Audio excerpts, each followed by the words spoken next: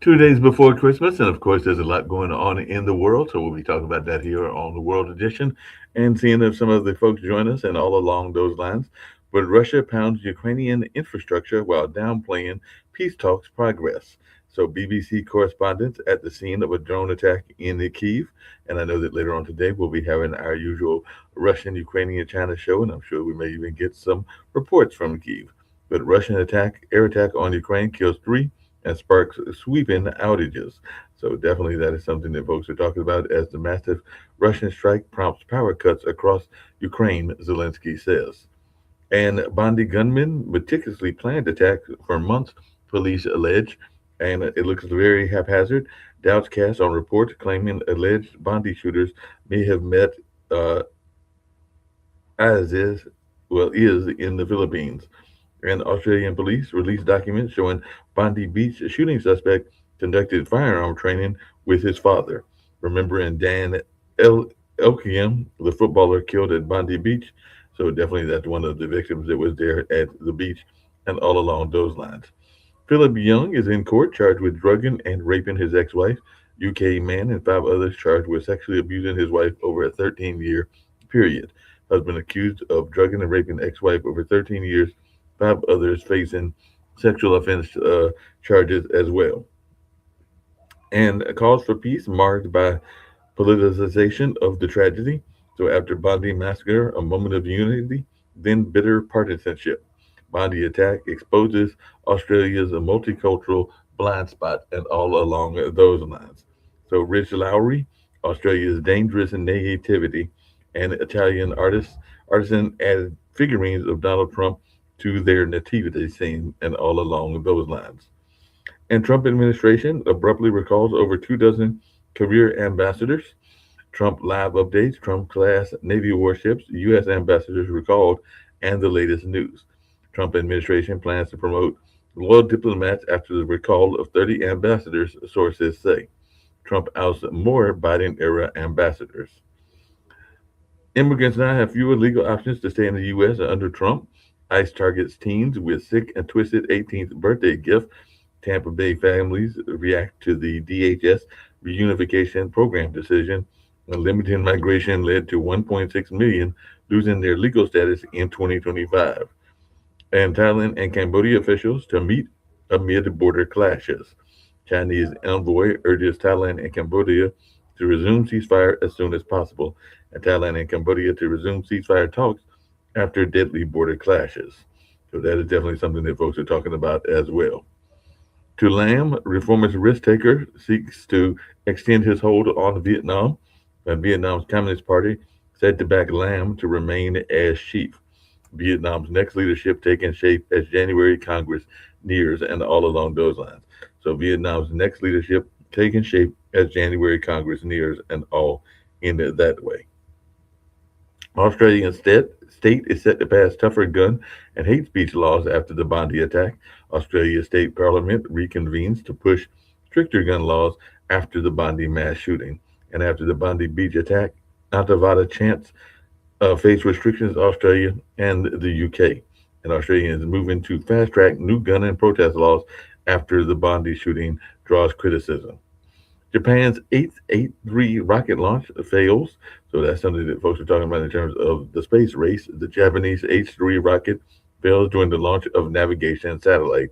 So it looks like it failed 30 minutes after the liftoff, and all in that way. Christmas is back in Bethlehem, but peace and joy have yet to arrive.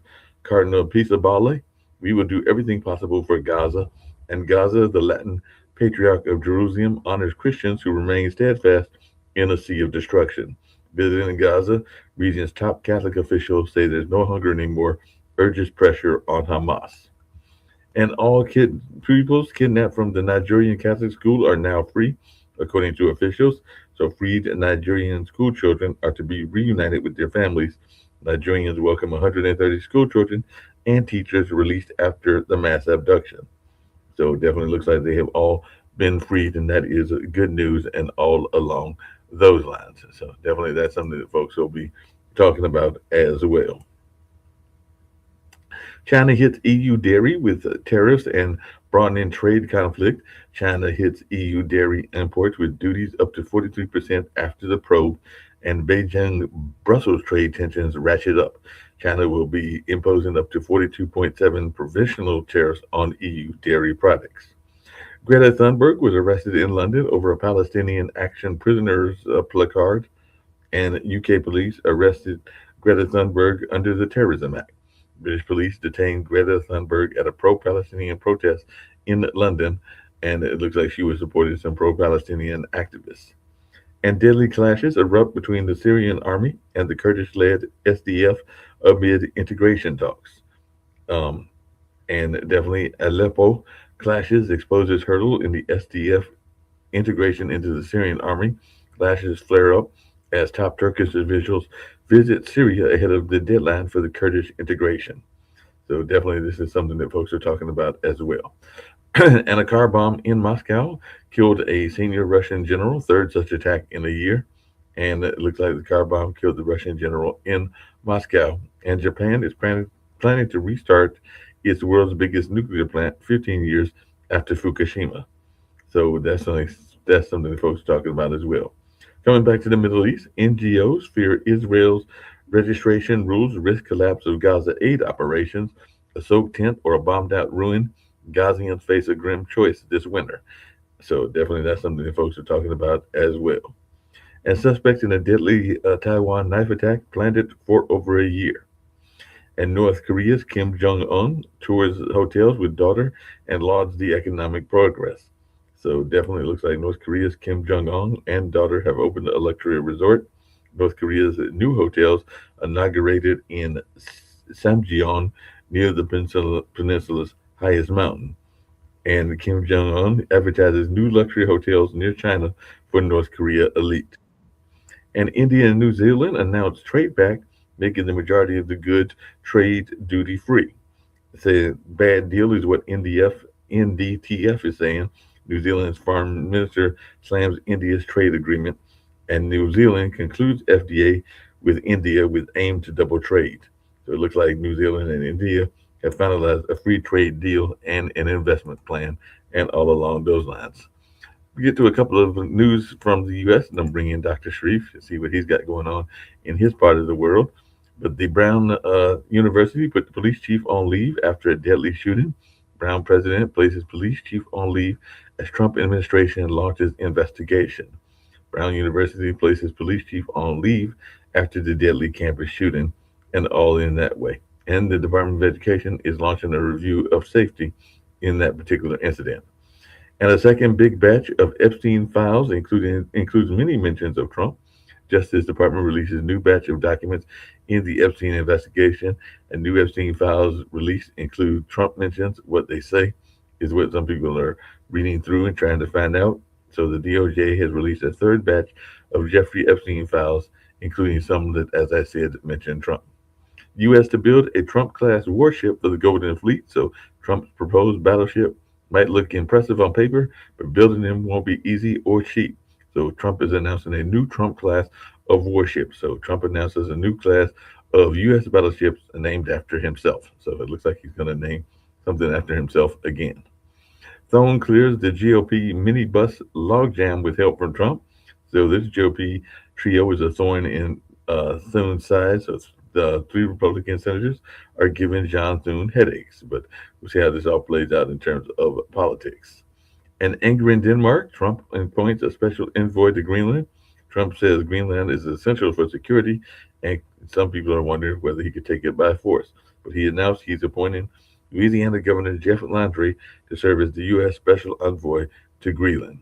And Donald Trump on the Financial Times said, we have to have Greenland.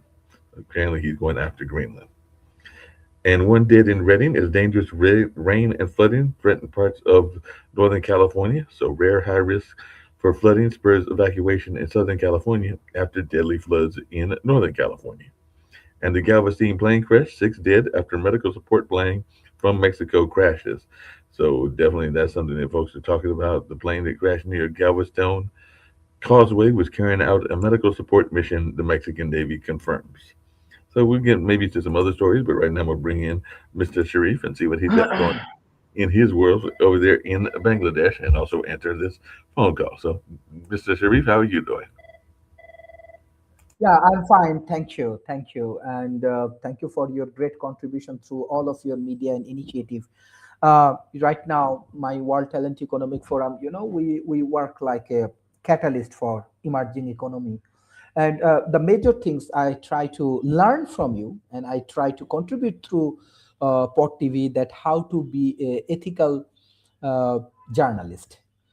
Misinformation and disinformation create a huge problem around the world, and I try to make an meaningful contributions through this Pot TV, and this is the way we can grow together with this emerging economy and with this global north. And another important thing is that today, uh, uh, country I live in Bangladesh, and Bangladesh has a lot of challenging situation, specifically Bangladesh challenging situation for elections. The young people are dying, and there is a tension in between India and Bangladesh. And honestly speaking, in the tensions is happening because of the misinformation and disinformations. And for that particular issues, I want how we can contribute and how we can make a meaningful contributions. So I just want to say that like with our World Talent Economic Forum and with our Pod TV, we can make a very meaningful contributions. And thank you joining, Nick.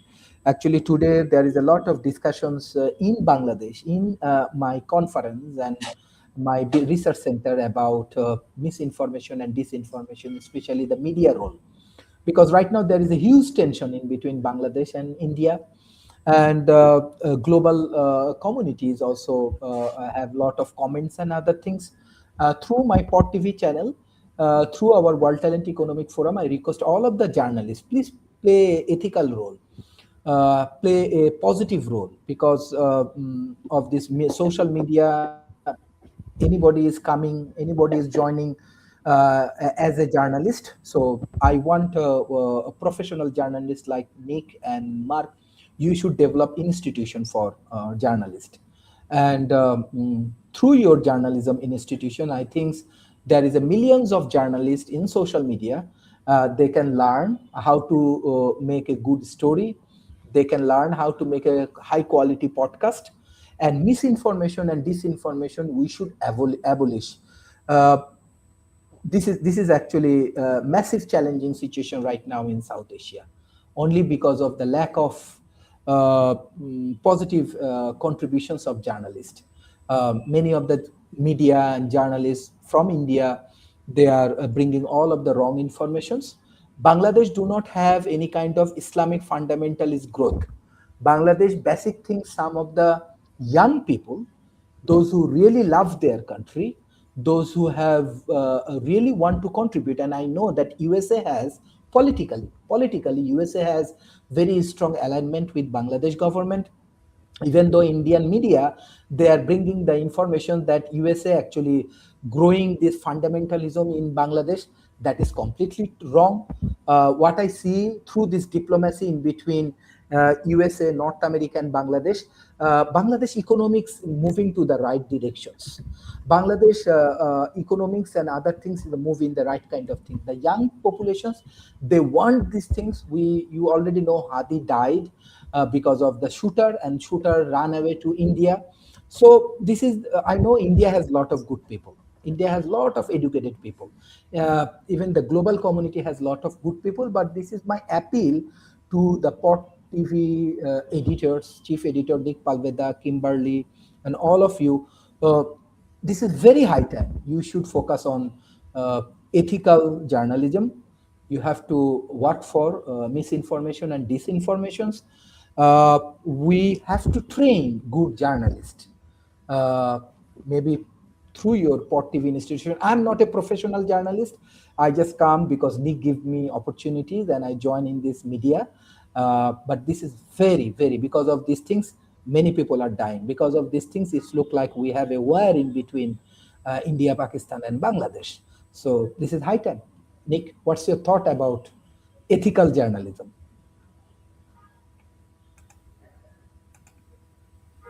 Yeah, you're on mute. There you go. I muted myself. Yeah. Um, well, I think what we're going to do is we're going to see a lot of changes in the next 10 years, Sharif, in terms of journalism.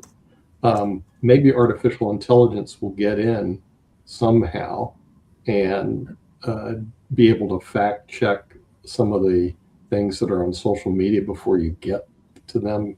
Because right now, the problem is I read a lot of these posts and they're completely made up. I mean, they're completely fabricated. And some of them are misleading. So when you're looking at media today, you're generally looking at something that's fabricated. I mean, in a lot of cases, fabricated or misleading. And then there's a lot of clickbait. In other words, da da da da, go see this, where they would show this person died, and then I did a fact check. Person didn't die, you know. And then they do it all the time to get you to click onto their post or whatever it might be. So right now, I think that the media is in trouble. I think young people are more accepting of being lied to. Maybe, but I really don't appreciate it. In other words, everywhere you go, on social media, it's a lie, and then you go to mainstream media, it's politically oriented. So in other words, somebody's pushing an agenda. So like I said, the media is kind of in trouble in terms of getting. I like listening to Mark's comments for the show because the facts. In other words, he's just reading the news. What happened? Now, later on, of course, we throw all our opinions out. But at least during his monologue, you just get the facts and none of this opinion stuff or misleading stuff or made up stuff, But unfortunately, people apparently they like to get misled, or they want to hear something that supports their opinion. So just getting facts is something a lot of people don't consume. Also, I liked seeing Mark had another good person on his online dinner party, which is perfect. Some retired golfer Yes. who married a golfer. I remember that interview, Mark.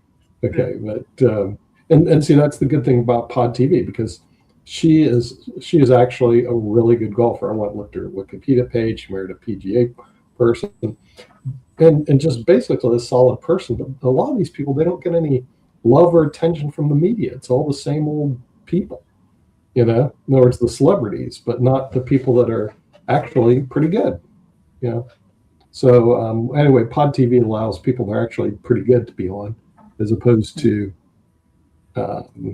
you have to be some super celeb. And I'm trying to get somebody from Washington, D.C. on. Boy, they're tough. In other words, the senators and Congress people, really tough. In other words, you think they're supposed to represent America, but after they get to Washington, they represent themselves. So we're hoping that Steve eventually gets, Steve Rao gets a position in Washington, D.C. You get a position and you come back to us regularly. Hey, by the way, I did see a story that you might be interested in, both Nick and Dr. Sharif and everything, but apparently the DHS has increased an offer for undocumented migrants to $3,000 if they voluntarily leave in the next few days. So if they leave by the end of 2025, they can get $3,000 if they self-deport before 2026. So we're talking basically about a 8-day period that if they self-deport, they might be able to collect a check for $3,000. So they're offering an exit bonus for migrants who self-deport and everything like that. So what is our thought about this holiday stipend that is being offered for folks that might want to self-deport? Yeah, it's cheaper than chasing them down and deporting them. That's for sure. But at the same time, when you move from country to country, Mark, it's not a cheap thing to do. It's not an easy task.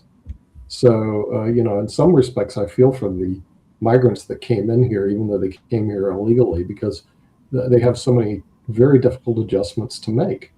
In other words, there's the language barrier. Most of them habla español, no habla inglés. So got language barriers. And then on top of the language barriers, they have jobs they have to get, so it's pretty difficult to move from country to country. I know there's a lot of people I've talked to. I'm going to move to Spain. I'm going to, well, it's not that easy. Oh, I'll get a job here. No, you won't. There are no jobs in Spain. You better have a job before you come over here. I mean, and if you did get a job in Spain, you're going to be extremely disappointed. You're getting paid half of what you would in the United States if you get a job.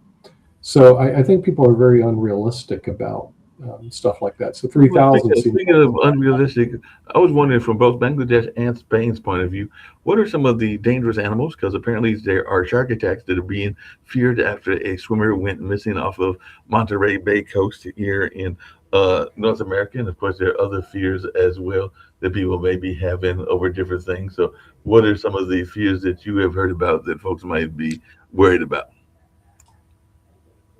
Well, you hear about shark attacks, but the fact is most people will die of the flu.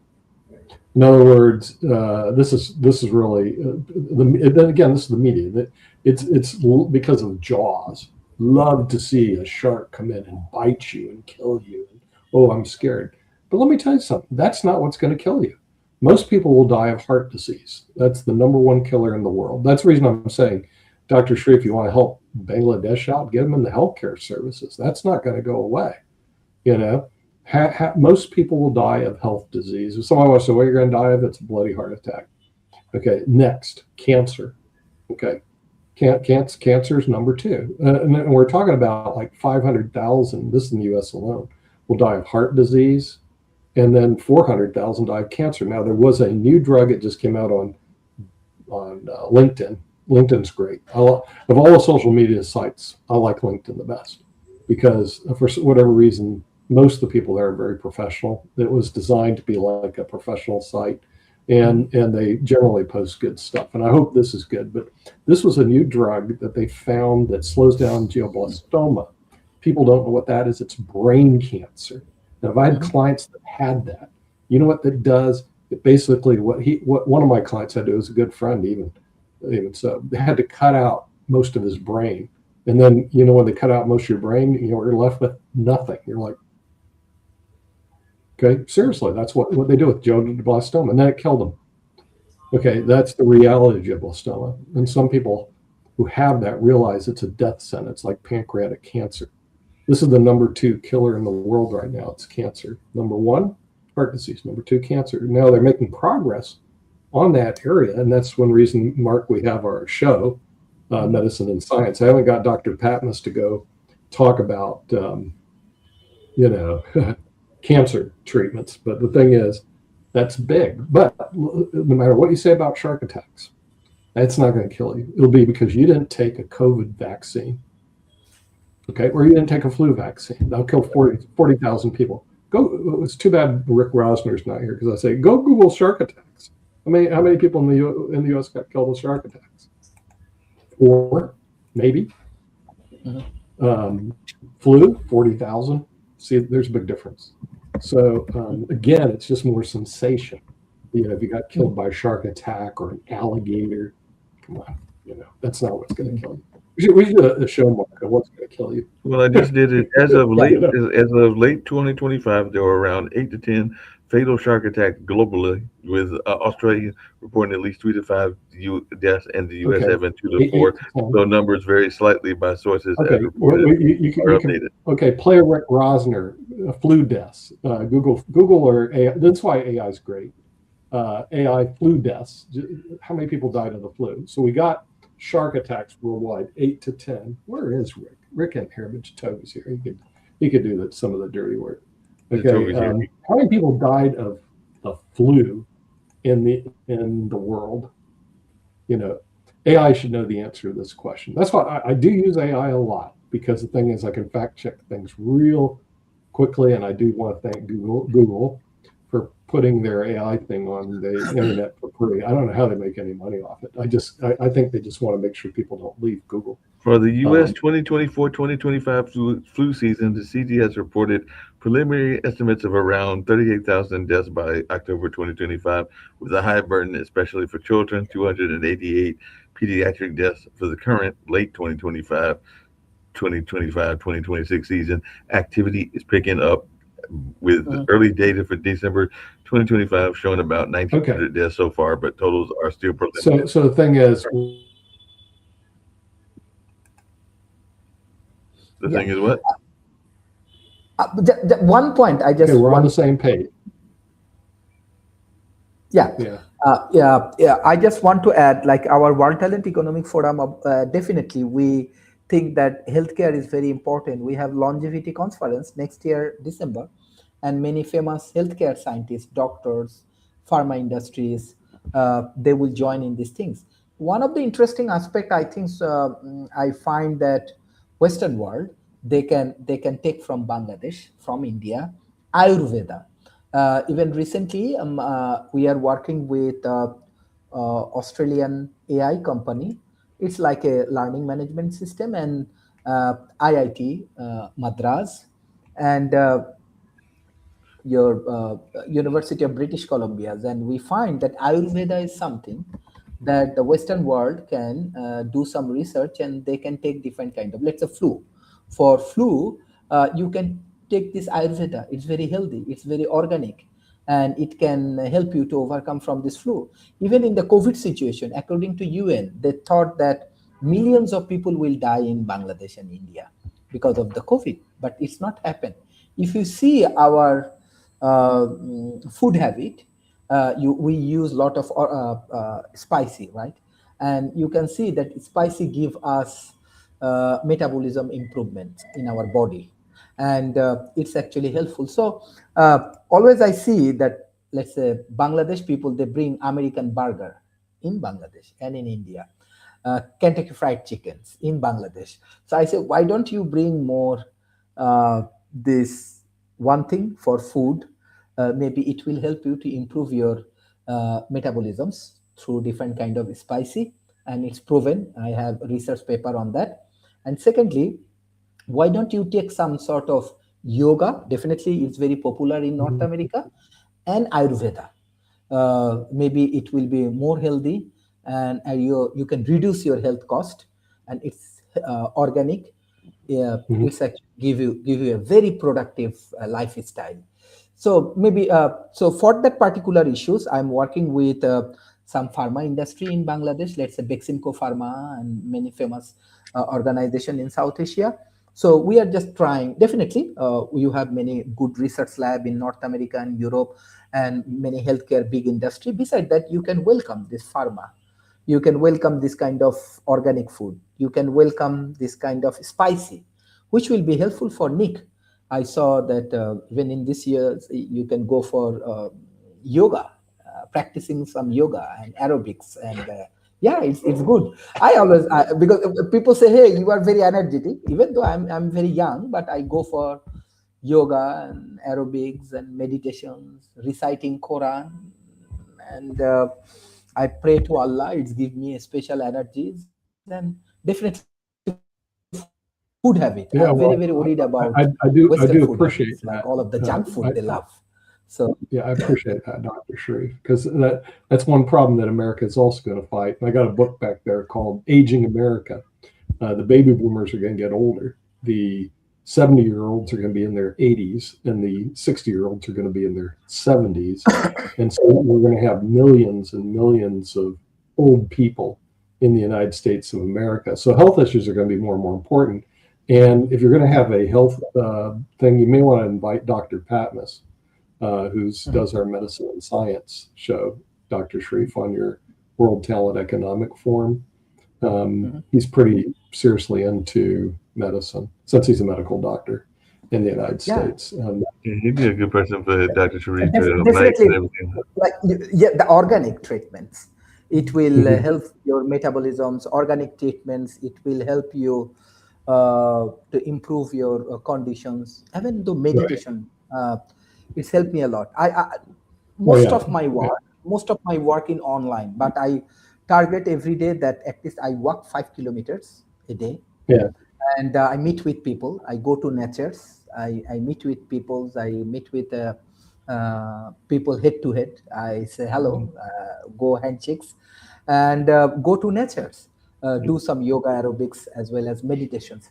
So trust me, it gives me a full refreshment in my body. And Mhm. if you follow the way, even though I don't know you like it, this Indian culture or other thing, it's Yeah, like it will give you 100 years. I saw my yeah, grandfather, he lives around 100 years. He has that kind of attitudes, like habits and yeah. everything.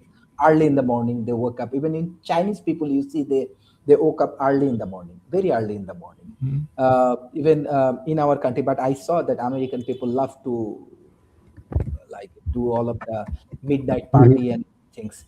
And that is some sort of, we can learn from different culture, right? Good things. US you have Right. a lot of good things we can learn, but uh, Nick, you should avoid a lot of coffees and this junk food. Avoid Mhm. American burger. Yeah, trying to stay young.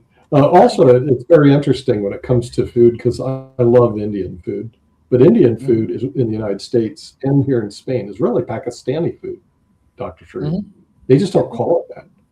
And the mhm, reason you know it's Pakistani, it's not Indian food, is mhm, it's meat. Okay, mhm, and real Indians they don't eat meat mhm, because that's just the way it is. But when you have like chicken tandoori, mhm, that's Pakistani. I mean, that's not Indian. Um, mhm. so, so it's kind of funny that the Indian they call it Indian food, but it's really Pakistani food. It's a misnomer. They need to change it in the Nice. United I States mean, and call it Pakistan. India's a big continent, so not everybody eats the same thing in I, terms of Indian food. yeah, I know, but for the most part, it's Hindu, and the thing is, they don't eat meat, Mark. But Muslims eat meat, so for the most part, Indian food is Pakistani food. Okay, they Yeah, just don't call it Pakistani food. yeah, Yeah, so they but should retitle it Pakistani food. So I love Pakistani food. okay, okay, nice. I'm like a vegetarian, and Bangladeshi people like fish and Oh rice. yeah, fish, right? We have more than 105 rivers, Yeah. and definitely I love climate. So we have a lot of things. So that's why I will invite you all in Bangladesh. Hopefully, we'll enjoy a lot different culture. Mm-hmm. I think your friend home he visit Bangladesh. He visit Homestone. everywhere.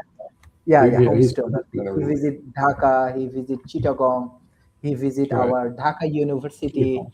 he visit our economic zone, he visit even Bangladesh Investment Development Authority Prime Minister Office. Many Hmm. right now he's sick, but he's very nice man, and I'm sure Yes. that you should all visit Bangladesh. It's a different culture and different things. Hmm. Yeah. Yeah, and We'll transfer this we'll get out there. We'll get Ayurveda. out there. Yeah, just Yeah. really quickly, because you told me to Google these things, because you say something, so I have to double check you sometimes, Nick, because it says the relationship between Hinduism and meat consumption is diverse, with no single universal rule across the religions, many traditions, scriptures, and cultures. So you really can't say that all Hindus are No, going it's to not be in all. that same rule and everything, because it says a significant portion are vegetarian, but many are not, and dietary Right. practices are varied by the region, which was again to say that's a big country. It's got many people, like billions and everything like that. So you can't make these generalization type statements and No, everything like that. I didn't say all. I said most of, at least if I did say all, that's not correct. Most of them, like what they said, most of them do not eat meat. But have you ever seen a Pakistani restaurant in the United States, Mark? Yeah, there are Pakistani restaurants and Indian restaurants. I've seen both. That's what I'm saying. Oh, I've really? seen, yes, even here in I've seen a lot of Indian even restaurants here in the that triangle. are Pakistani. Like I What? could type in Pakistani restaurants and it will come up. Pakistani restaurants near me. Yes, yep. Pakistani restaurant near me. Yes, Kebab and Curry is a Pakistani restaurant. It's on Ninth Street. Oh, kebab and curry. Yeah, curry's Tandoor, great. Tandoor, Nonstop, And which I've actually tandoori. eaten at, Yeah, is a Pakistani yeah. restaurant. So that's just the first three that came up and everything when I typed in Do you like Pakistani restaurant. biryani? Do you like biryani?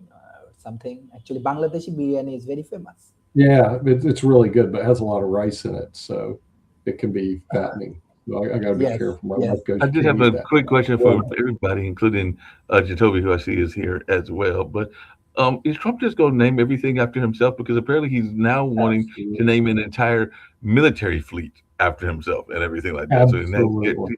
create his own. Trump military fleet. Everything. Remember, it's not going to be the Kennedy Center for the Arts. It's going to be the Trump Center for the Arts. It's not going to be the George Washington aircraft carrier. It's going to be the Trump aircraft carrier. So everywhere you go, Trump's name is going to be on it. So just get used to it. That's it. He's unveiled this new class of battleships named after himself. So we've got the Golden Fleet. Did you land at the Trump International Airport in Raleigh? He's going to rename it the Trump International Airport. By the way, that's an East Coast thing, Mark. I don't know if you know that. It's a East Coast thing, the Northeast. These people have egos so big, they like to name things after themselves. Okay, I'm serious. So it's always they slap their name on something. So all it is a big East Coast thing that he's doing, is putting his name on things like aircraft carriers. You know what they have in retirement plan, which I work in? They have the Trump accounts now. I don't know if you know that. You can put things in retirement accounts, or you can put it in your Trump account.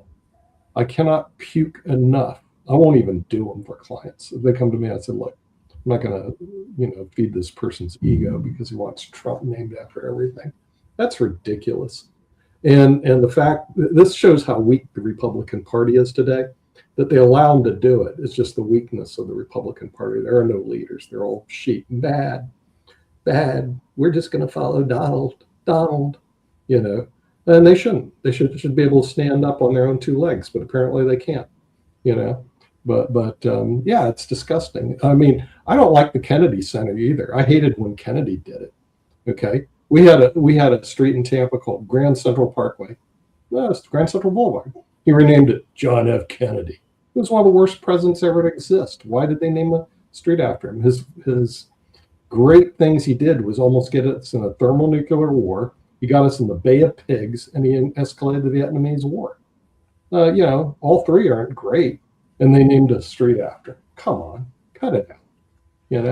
So I just figured you were going to try to get your own fleet, the Nick Palveda fleet of ships and everything like that. It's nothing. Anybody who does that is a disgusting human being. You don't name stuff after you. Come on, man, get a break.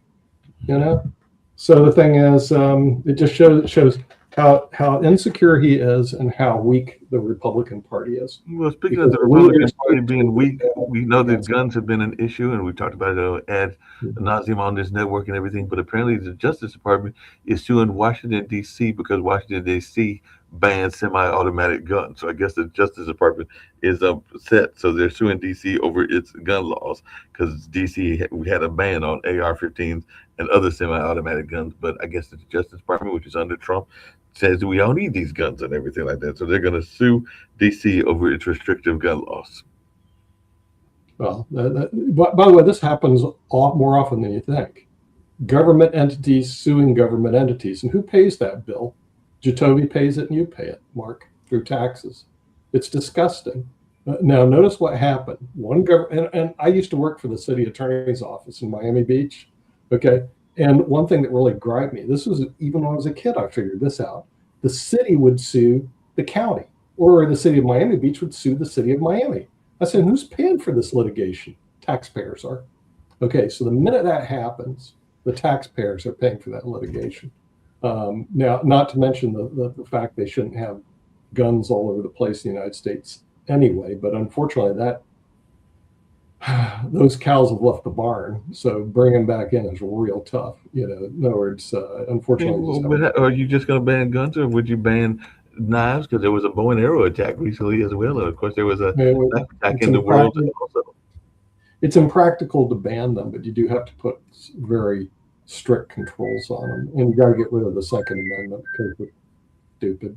It was in the 1700s. It doesn't work today. But I'm saying, but that's what I'm asking. Here's the fact. You're not going to do it. Okay, the U.S. isn't going to do it. I'm in Spain. Spain is a very safe country. U.S. isn't going to do it. U.S. is going to be a hillbilly country. Fine, it's just the way it is. But I'm asking you, should we ban all weapons? Because the attack that took place in Jersey was actually a bow and arrow attack, and I think there was a knife attack not that long ago. Impractical. Unfortunately, it's impractical.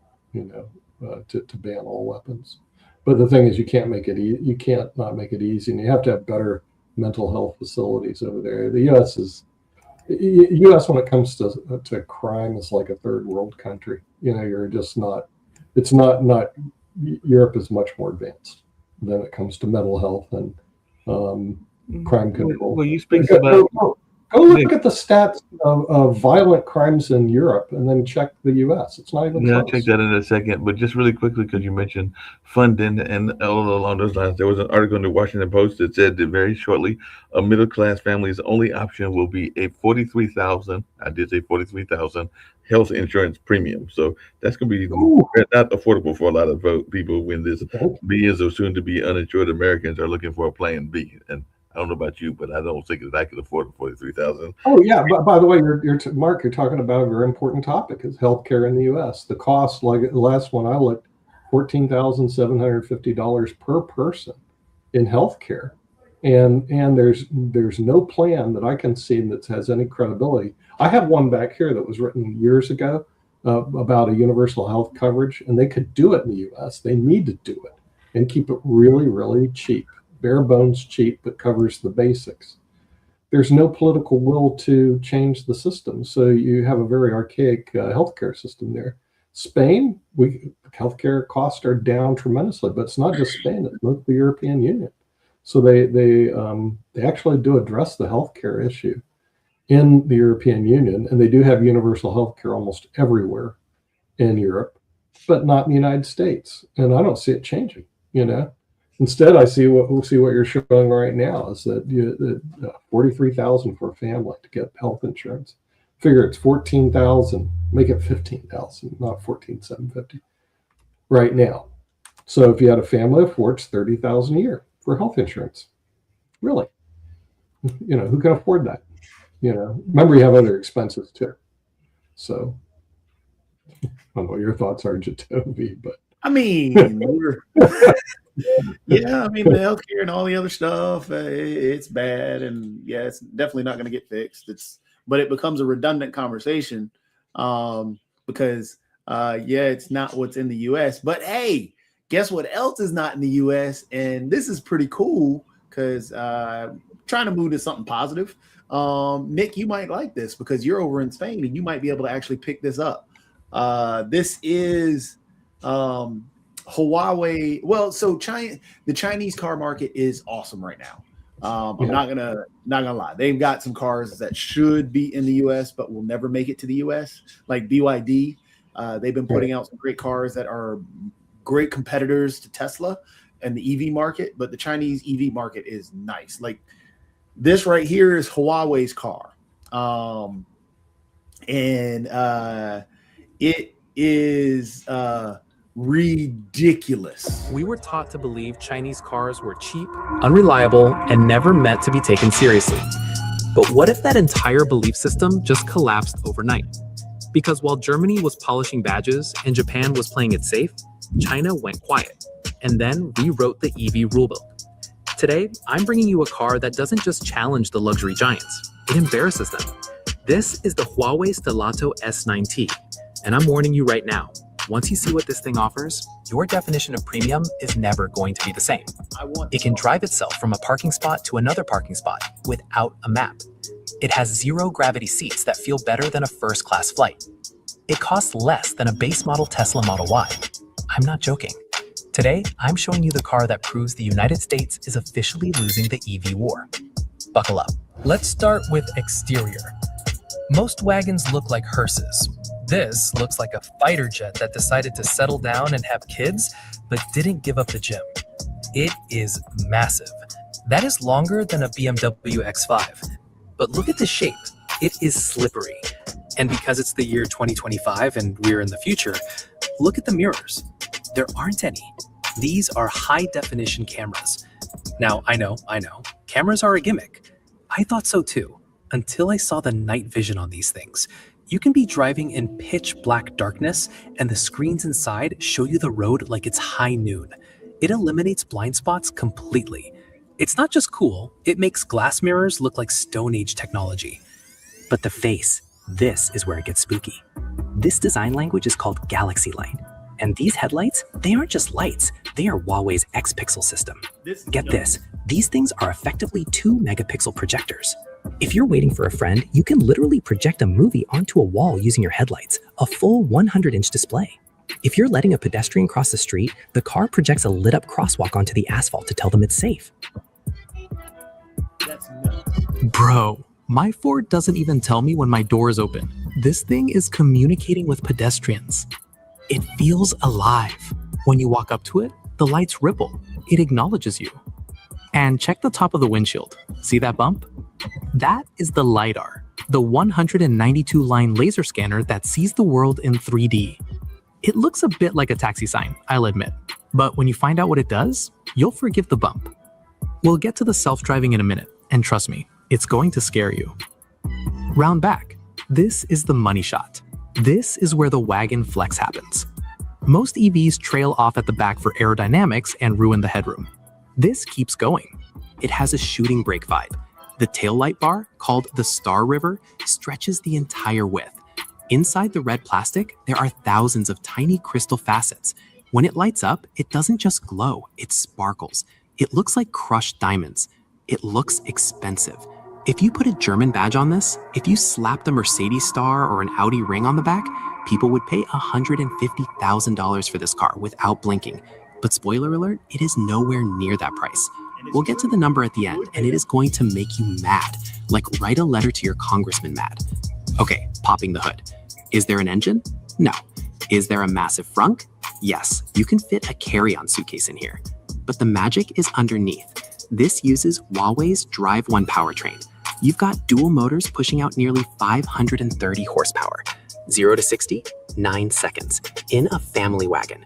That means you can gap a Mustang GT with your kids, your dog, and a week's worth of groceries in the back. It's violent. And the battery? This is the Whale battery from CATL, 100 kilowatt hours. The range? 816 kilometers on the CLTC cycle. Now, CLTC is usually optimistic, but even if we convert that to strict US EPA numbers, you are looking at over 400 miles of real-world range. That beats almost everything we can buy in the States. But here is the stat that actually matters: the charging speed.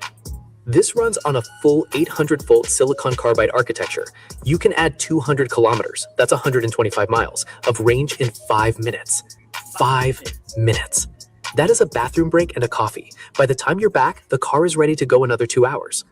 Why is this tech not in America? Seriously, I want answers.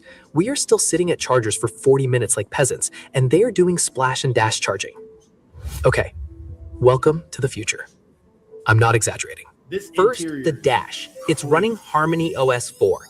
If you have a Huawei phone, the integration is seamless. You tap your phone to the dash and the car becomes your phone. But look at the materials. This isn't vegan leather that feels like plastic. This is real, supple Nappa leather. The headliner is micro-sweet. The wood trim is open pore. The crystal buttons feel like jewelry. Everything you touch feels heavy, dampened, and expensive. There are no squeaks, no rattles. And the screens? You have a 12.3-inch instrument cluster, a massive 15.6-inch center screen, and 2 more screens for the digital mirrors. The UI is fluid, 60 frames per second, no lag. You can drag and drop windows, play games, edit videos. It is a computer. But forget the driver. The passenger seat is the throne. This is called the Queen seat. Watch this. This is zero gravity mode. It lifts your knees to heart level to improve circulation. It feels like you are floating. And while you're floating, the seat is heating you, ventilating you, and giving you a hot stone massage. I'm not talking about those weak little vibrations you get in a Ford. I mean a real massage with rollers that dig into your back. I could genuinely sleep here for 8 hours. In fact, the car has a nap mode. You press one button, the windows dim, the AC goes to a gentle breeze, the seat reclines, and soothing nature sounds play through the speakers. It is an isolation tank on wheels.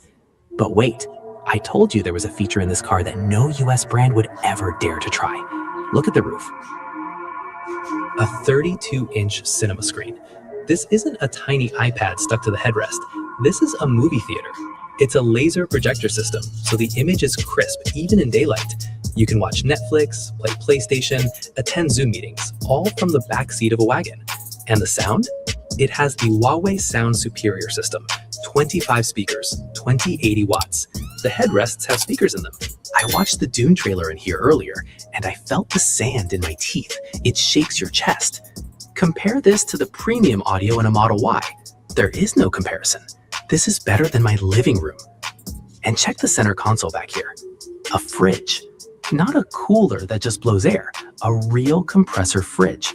You can set it to freezing. You can keep ice cream in here. Or you can set it to warm mode to keep your takeout hot. Who thinks of this? Okay, let's talk about the elephant in the room, the ghost in the machine, the self-driving. Levy. In the US, we talk about FSD, full self-driving, and it's impressive. But this is different. It doesn't rely on high-definition maps. It doesn't need to know the road beforehand. It uses that LiDAR on the roof and the cameras to see the world in real time.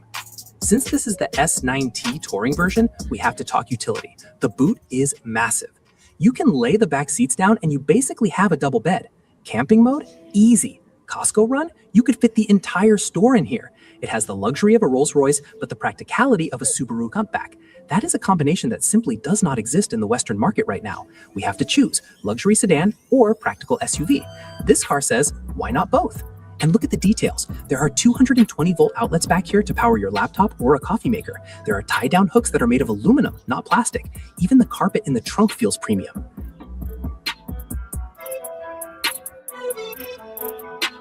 So, let's talk about the price.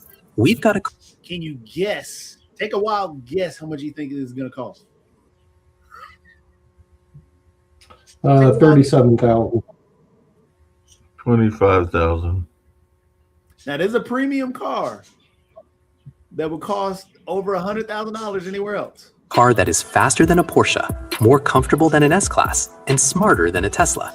If this was sold by BMW, it would be $120,000. If it was sold by Lucid, it would be $100,000. That's The Lucid Huawei Gravity. Stelato S9T starts at around 309,000 RMB.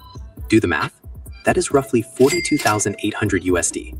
42,000 for the base model. And the fully loaded max spec Ultra version I'm driving, about 55,000 USD. 55K. That is the price of a mid-spec Ford Explorer. That is cheaper than a base model Y long range. For this, for a car that parks itself, has a cinema inside, drives 500 miles and massages your back while you sleep, this is a cheat code. They are selling a spaceship for the price of a taxi.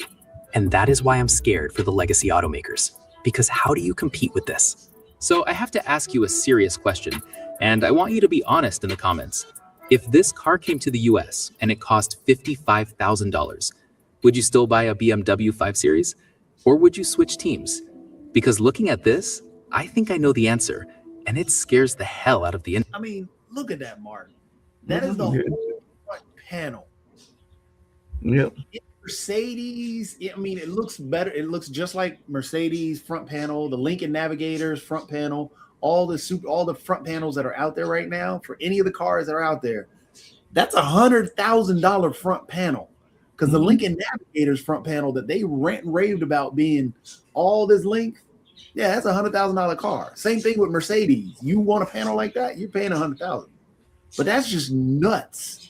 Oh yeah. And that's why the Chinese market right now will not come to the U.S., because the U.S. automaker right now would have a lot of trouble competing against that.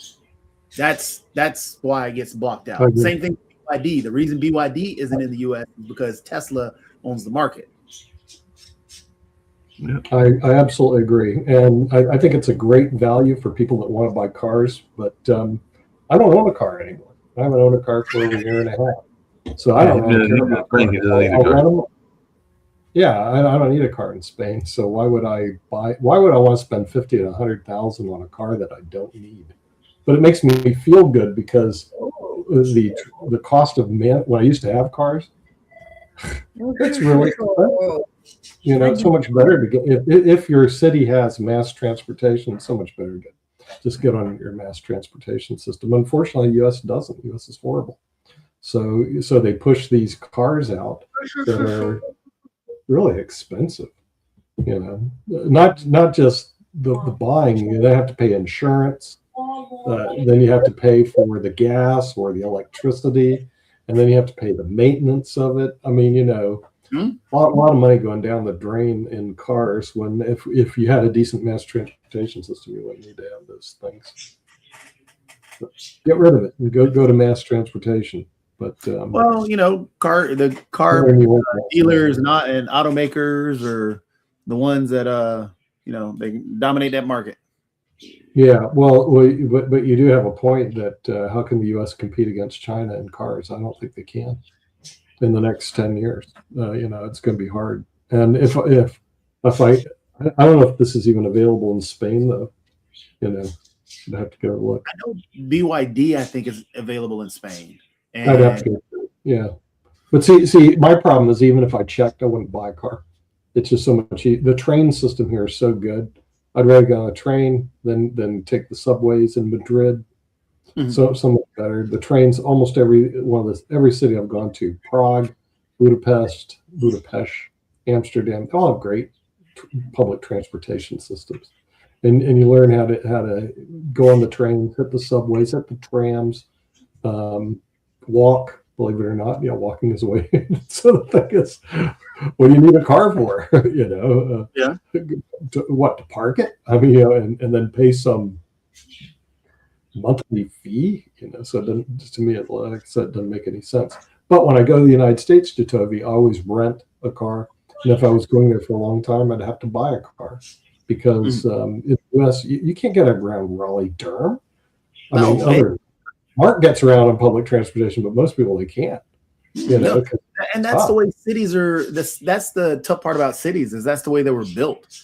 I mean, typically from your place of work to your house, it's a few, maybe 10, 20 miles. You're not going to walk that far. Yeah, that's true. 10, 20 miles is too far. Hey, Steve has joined us. We're waiting for him to become a member of Congress. Let's win this one first. Yeah. Well, once you win this one, the next step will be he'll be in Washington, D.C., and maybe it'll be like all the other congressmen in Washington, D.C. They just ignore the rest of them. Or I could be like, I actually made my thought maybe I can just be on CNN and be a national pundit and then get the voice of the people, but I have to go through all the crap. So I got to tell you, there are days where I really wonder. Maybe that's the way to go, but we'll see. But no, I got in late. I had to take a call. But happy holidays, and I'll be around, I guess, next week and after holidays. And after March 3rd, I'll have a hell of a lot more time. But appreciate you, and thank you so much for everything, guys. Have a great holidays. Yeah. Well, we hope once you become a congressman, which is in the cards, that you won't ignore us afterwards. No, I'm proud to be a member of the media and a pundit and a politician. Yeah. Once people become a member of Congress, they kind of ignore everybody else. Not really. You're pretty junior bear. All you do is sit in a closet room making phone calls to raise money. So it's not really wow. It's not everything it's pumped up to be. But anyway, be safe wherever you are, and thank you all so much. And I'll give my update tomorrow. Yeah. Okay. Chris, all right. That'd be good. Nick, where are you now? I'm in Barcelona, Spain. Still, I will be in your neck of the woods. I'll be in Los Angeles in February, so I'm going back to the States in February, and then in January I'm going to be in Istanbul, Efesha, Turkey. We'd love to see you in Turkey next month. So I'm traveling a lot. All right, great. We'll be safe. But speaking of traveling, I guess we're going to be traveling. Might need a little Christmas gift from you. Yeah. You know what I'm talking about. We're going to have to go because we're at the hour, and I think we don't want to interfere with Sasha coming up on the March of Ukraine. So we'll have to see everybody later. I'll cut it off right now.